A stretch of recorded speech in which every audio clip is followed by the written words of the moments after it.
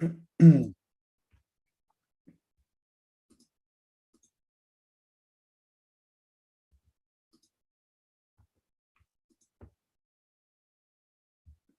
everyone, here Tommy Walker, the Mind Engineer, and today I want to talk about a very complicated topic that has to do with the dark side of personal development. I've been talking about this for a long time now, and I wanted to put it in this video in a way that it, to expose more what's going on, because unfortunately we need to understand that personal development, for what I believe, can be used to become your greater version, become your true self, connect with yourself, or it can be used by the ego.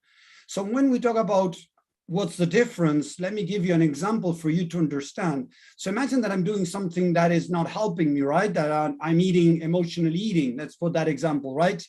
So one of the examples that many big names out there uses is, and I spoke a bit about this in another video, is imagining the worst case scenario if you keep eating like you're eating. So you imagine yourself really fat, having health problems, even maybe dying of a heart attack. So you push yourself to stop eating, okay, because of the consequence it can bring. So it is out of fear. So what I'm seeing a lot of even big names out there, guys, is that they're using personal development from the ego as a way of controlling people more than allowing them to become free. And this is something I want to talk a little bit today to address more the dark side of personal development. What I see a lot, and it resonates with a lot of people, is these big names out there telling you what to do, telling you how to feel, pushing yourself to stop doing this or to start doing that. That is what we call authoritarianism, an authoritarian figure telling you what to do or what not to do. The problem with that is that a lot of people resonate because it reminds us of our growing up. When we were growing up, we had our parents or it's people that had this authoritarian figure towards us, telling us what to do and what not to do. So that's why so many people resonate with these types of techniques, because it's how we were programmed as kids. It's what we're used to. Does it mean that that is the right way to go? Unfortunately, guys, it is not.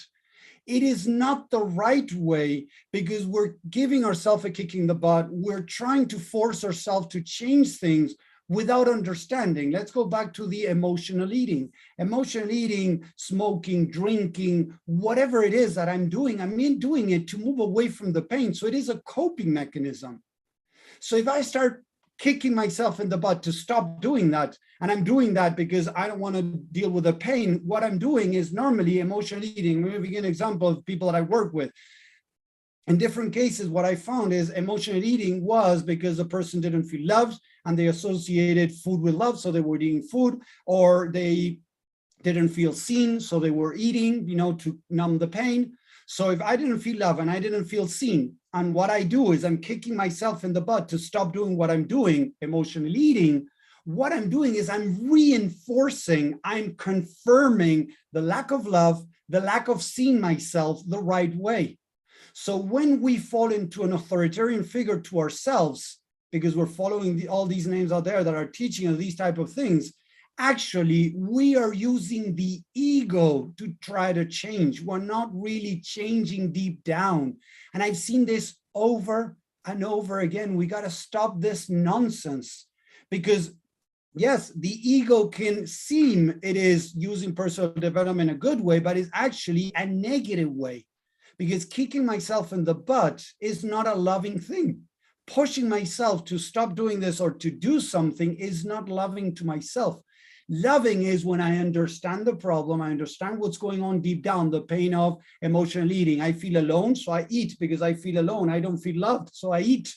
So instead of kicking myself to stop eating and trying to stop it, and look at this, guys, I'm eating because maybe I have associated that eating makes me feel loved. Imagine if I force myself to stop eating. Where am I going to get love from now? So I feel even worse now inside of me, because that was my coping mechanism to feel loved. And suddenly I stopped doing it because I forced myself. Did I really deal with the root cause, or did I just change something on the outside, pushing myself to stop emotional eating, but actually didn't deal with the root cause. And this is what I see over and over. And that's why I call it the dark side of personal development, because most gurus, big names out there, are not treating the problem. They're not treating the root cause.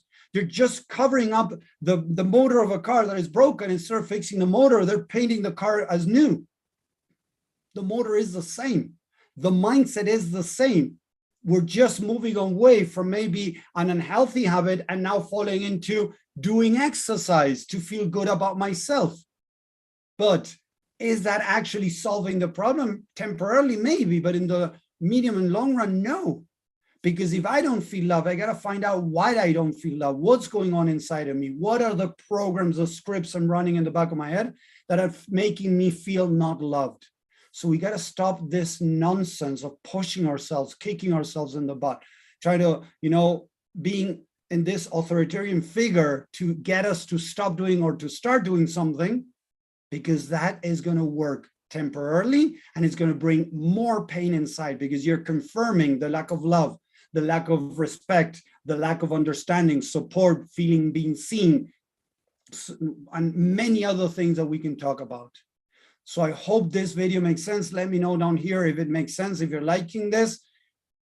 We need to start challenging what we have been taught, because a lot of what we've been taught, guys, is not working.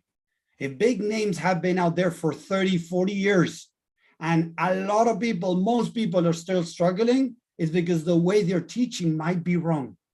And I know this is a bold statement to do, but think about it before destroying the messenger or the message. Think about what I'm saying. If all these people are talking about abundance, manifesting whatever you want, why is it that only 1 to 5% of people out there are being able to make it and the other 95% or more are struggling? We got to think about the numbers, guys. Look out there, what is the average amount of money people are making?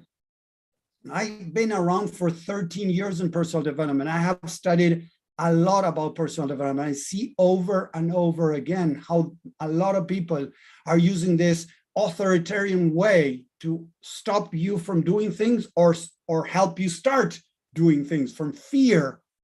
That is not love. That is fear. Let's say it as it is, fear, not love. So we got to stop this nonsense. I hope it makes sense. Let me know what you think.